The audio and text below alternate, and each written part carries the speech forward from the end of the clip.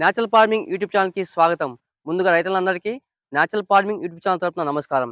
ప్రస్తుతం మనం అల్లం సాగు చేస్తున్నటువంటి యువ రైతు కొల్లమయ్య గారి యొక్క అల్లం పొలంలో ప్రస్తుతం మనం ఉన్నాం. ఈయన గత 10 సంవత్సరాల నుంచి అల్లాన్ని సాగు చేస్తున్నాడు. అల్లం సాగు చేస్తూ అల్లంకు ఒకవేళ రేటు లేకపోతే తనకు అంతర పంటలుగా వివిధ పంటలను కూడా ఆయన సాగు చేస్తూ ఈ యొక్క అల్లాన్ని సాగు చేసుకుంటూ గత 10 సంవత్సరాల నుంచి ఆయనకు ఎక్స్‌పీరియన్స్ ఉంది. ఈ అల్లం సాగు చేయడం అనేది ఏ విధంగా చేయాలి? అల్లం ఎన్ని రోజులకు మనకు చేతికొస్తుంది? ఏ సమయంలో అల్లాన్ని నాటుకోవాలి? ఈ అల్లం సాగు చేయాలనుకుంటే ఎలాంటి రాసాయనిక ఎరువులు ఉపయోగించాలి? అల్లానికి ఎలాంటి రకమైనటువంటి నేల అవసరం పడుతుంది? అనే విషయాలను రైతుకు అడిగి తెలుసుకునే ప్రయత్నం చేద్దాం. మనకు అందుబాటులో పొలమయ్య గారండి, నమస్కారం అండి. అల్లం సాగు చేస్తున్నట్టు. అవును. ఎన్ని ఎకరాల పొలంలో మీరు అల్లం సాగు చేస్తున్నారు? మేము ఎకరా పొలంలో చేస్తున్నాం. ఎకరా పొలంలో చేస్తున్నారు. అవును. అల్లం సాగు చేయడం మీరు ఎప్పటి నుంచి చేస్తున్నారు? 10 సంవత్సరాలు అయింది.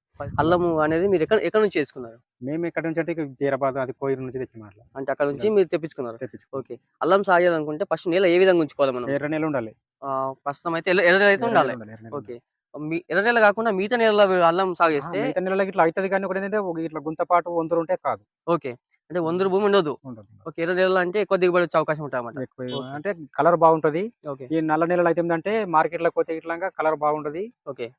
బాగా తీసుకురాను అట్లా. తీసుకోరు. ఓకే. తక్కువ రేట్ ఇస్తాను అట్లా. ఓకే. మనం ఇప్పుడు మీరు ఎక్క పొలంలో మీరు అల్లం సాగు చేస్తున్నారండి. ఏ విధంగా చేసుకోవాలి అల్లం అనేది? ఏ విధంగా నాటుకోవాలి? విత్తనం తెచ్చినాక ఒక నెల రోజులు, నెల 15 రోజులు దాన్ని ఆరవేయాలి. ఓకే. అంటే ఫస్ట్ ఆరబోసి విత్తనం తెచ్చినాక. విత్తనం తెచ్చినాక ఓకే. ఆరబోసి ఆరినాక మనం జూన్ వస్తుందా? జూన్ 6 నెల. ఓహ్! 6 నెల. 6 నెలలు జూన్‌లో పెట్టుకోవాలి అన్నట్లు. అంటే జూన్ టైంలో పెట్టుకోవాలన్నమాట. జూన్ టైంలో. ఓకే. అంటే వర్షాకాలం స్టార్టింగ్ అయ్యే వర్షాకాలం స్టార్ట్ అయ్యే మూమెంట్‌లో పెట్టుకోవాలి. మంచిగా ఎరువు కొట్టాలి. ఓకే. మేకల ఎరువు గాని, దూడల ఎరువే గాని, పశువుల ఎరువే గాని అంటే అల్లం సాగు చేయకన్నా ముందు ముందు కొట్టాలి. పొలంలో మొత్తం ఎరువు కొట్టేసుకోవాలి. ముందు కొట్టి 4 ఫీట్ల బోదె కోయాలన్నట్ల. ఓకే. బోదేసుకోవాలి. బోదె కోసి ఎయాలన్నట్లు. ఓకే. ఇప్పుడు అల్లం మీరు కొనుక్కొస్తారు కదండీ! అవును. తెచ్చినప్పుడు అల్లం ఎట్లొస్తది? మనకు ఎండు పోయిందొస్తదా? లేకపోతే పచ్చిగుంటదా? ఏ విధంగా ఇస్తది? అంటే మీరు పచ్చిగుంటది. ఆరబెట్టుకుంటామని చెప్పిర్రు కదా! పచ్చిగుంటదన్నట్ల. అంటే వాళ్ళు పచ్చి అల్లమే భూమిలోకెళ్ళి తీసిస్తారన్నట్ల మనకు. డైరెక్ట్ పొలంలోకెళ్ళి తీసి మనకు అమ్ముతారు. దాన్ని తెచ్చుకొని ఇక్కడ ఆరబెట్టాలి. ఆరబెట్టుకోవాలి. ఎన్ని రోజులు పెట్టుకోవాలి మనం? ఇదేంటి మన ఇష్టం, నెల రోజులు, నెల 15 రోజులు పెట్టుకున్నా సరిపోతది. ఓకే. పెట్టుకొని ఇక్కడ తీసుకొచ్చిన తర్వాత అల్లం అనేది ఏ నెలలో స్టార్ట్ చేయాలి మనం? ఎయడమా? ఎయడం ఏ విధంగా? జూన్ నుంచి చేస్తాం. జూన్ నుండి ఏస్తారు. అంటే నీళ్లు వాటర్ ప్రాబ్లమ్ ఉంటది కదా! అవును. వాటర్ పుష్కలంగా ఉంటే ఇప్పుడు ఇట్లా చేసుకోవచ్చు అన్నట్లు. ఓకే. అల్లము ఎక్కడి నుంచి తెచ్చుకున్నానా? జైరాబాద్ నుంచి తెచ్చుకున్నాను కదా! జీరాబాద్ చేసుకో. ఎట్లా పడ్డది మనకు? ఇట్లా కూడా పోయినసారి ఇది 10,000 క్వింటాలు పడ్డది. 10,000 క్వింటాల్ పడ్డది. ఆ. అంటే నేను విత్తనాలు ఎట్లా పడ్డా అంటున్నా? విత్తనమే 10,000 క్వింటాలు పడ్డది. 10,000 క్వింటాల్ పడ్డది. ఒక ఎకరా పొలానికి ఎంత పడుతుంది మనకి? 8 క్వింటాలు పడుతుంది. 8 క్వింటాల్ పడతాయి. ఆ. అంటే 8 పుట్లు. అది 8 క్వింటాలు పడతాయి అన్నట్లు. 4 పుట్లు పడతాయి. 4 పుట్లు పడతది. ఆ. ఓకే. ఇప్పుడు 4 పుట్లు ఒక ఎకరానికి పడతదండి. ఆ. మొత్తము యొక్క అల్లం ఎన్ని రోజుల వరకు వస్తది మనకి చేతకు? ఎన్ని రోజుల వరకు అంటే 6, 7 నెలల్లో వస్తాయి. 6, 7 నెలల్లో వస్తది కదా! అల్లం వచ్చిందని మనకి ఎట్లా తెలుస్తది అసలు? అంటే అల్లం లోపల ఉంటది కదా! లోపల ఉంటది కానీ మనం తీసి చూస్తే దానికి ఆకారం అనేది పొరుచు అనేది గట్టిగా అవుతుంది. పొడుచు గట్టిగా అయితది. ఆ. మొత్తం ఒక ఎకరా పొలాన్ని మనం అల్లం సాగు చేయాలనుకుంటే ఆ. మనకు ఎంత పెట్టుబడి పెట్టాల్సి వస్తది మనం? విత్తనానికే రేటు బట్టి ఉంటుంది అన్నట్ల. విత్తనానికి 80,000 అవుతుంది. 80,000 అయితది. మనం ఒక ఎకరా పెట్టాలంటే ఓకే. 10,000 అమ్మితే. ఓకే. ఇక తక్కువ అమ్మితే 5,000 అమ్మితే 20,000 అవుతుంది. అదండి. అదే. 40,000 అవుతుంది. 40,000 దాకా అయితది. ఇక రేటుని బట్టి ఉంటుంది అన్నట్ల విత్తనం కొనుక్కోవచ్చు. ఓకే.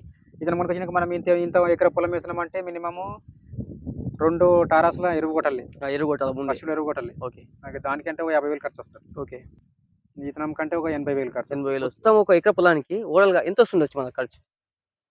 వస్తుంది. 2 లక్షల దగ్గర వస్తుంది. ఒక ఎకరా పొలం సాగు చేయాలనుకుంటే 2 లక్షల వరకు 2 మనకు ఖర్చు వస్తది. 2 లక్షలు. సరే. ఇప్పుడు ఎకరా పొలాన్ని 2 లక్షలు పెట్టుబడి పెట్టి మనం పంట సాగు చేస్తున్నాం కదండీ! ఆ.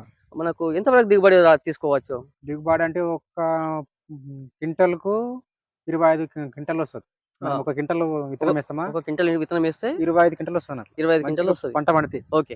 25 క్వింటాల్ వస్తుంది. ఓకే. ఎట్లా పోతది మార్కెట్‌లో మరి రేటు? మార్కెట్ కూరగాయలు లెక్క ఏంటంటే రేపు తక్కువ వస్తేనేమో ఎక్కువ రేట్ పోతుంది. ఆ. ఎక్కువ వాళ్ళ మోస్తే తక్కువ రేట్ పోతుంది. ఇప్పుడు ప్రస్తుతం ఎట్లుంది మార్కెట్‌లో మరి? ఏం రేట్ లేదు ఇప్పుడు. రేట్ లేదు. 3,000. సరే. ఇప్పుడు మీ పొలం చూస్తున్నాం మేము. ఆల్రెడీ అల్లం ఉందా అని చెప్తున్నారు కదా మీరు. అవును, అల్లం. పైన మళ్ళీ బెబ్బెర సాగు చేస్తున్నారు. ఇక ఏ విధంగా అసలు బెబ్బెర ఎందుకు వేసారు మరి? ఎందుకంటే అల్లము ఎండకు ఇట్లా తేలుతాయి కదా కొమ్ములు. అవును. దాన్ని పొరుచు పడిపోయింది కదా ఇప్పుడు. అవును. ఆ కొమ్ములు తేలినందుకు ఎండ కొట్టకుండా అది వేస్తాం అన్నట్లు.